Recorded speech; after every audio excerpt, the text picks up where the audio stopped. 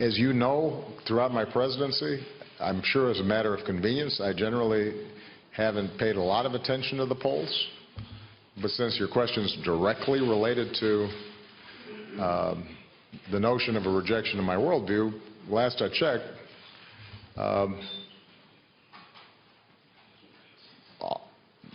a pretty healthy majority of the American people agree with my worldview on a whole bunch of things. And I know that that begs the question, well, how is it that somebody who appears to have a very different worldview just got elected?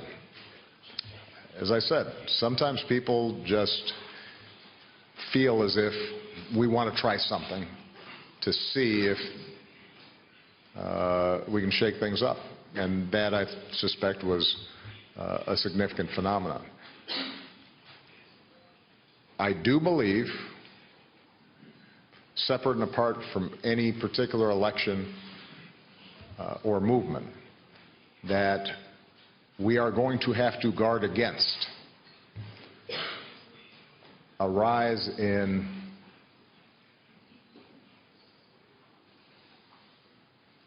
a crude sort of nationalism or ethnic identity or tribalism that is built around an us and a them. And I will never apologize for saying that the future of humanity and the future of the world is going to be defined by what we have in common, as opposed to those things that separate us and ultimately lead us into conflict. Take Europe.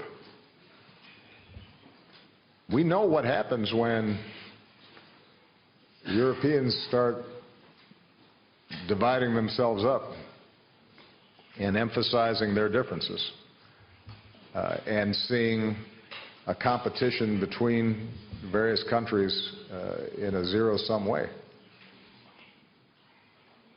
You know, the 20th century was a bloodbath. And for all the frustrations and failures of the project to unify Europe, the last 5 decades have been periods of unprecedented peace, growth, and prosperity in Europe. In the United States, we know what happens when we start dividing ourselves along lines of race or religion or ethnicity. It's dangerous. Not just for the minority groups that are subjected to that kind of discrimination or, in some cases in the past, violence,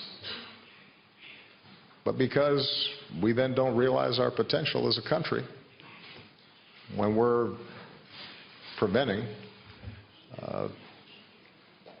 blacks or Latinos or Asians or gays or women from fully participating in the project of building American life.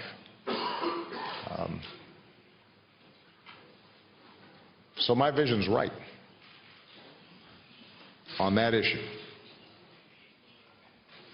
And it may not always win the day in the short term in any particular political circumstance, but I'm confident it'll win the day over the long term. Because societies in which we are able to unify ourselves around values and ideals and character and how we treat each other and cooperation and innovation ultimately are going to be more successful than societies that don't. That's my strong belief. And I think I've got pretty good evidence to prove it.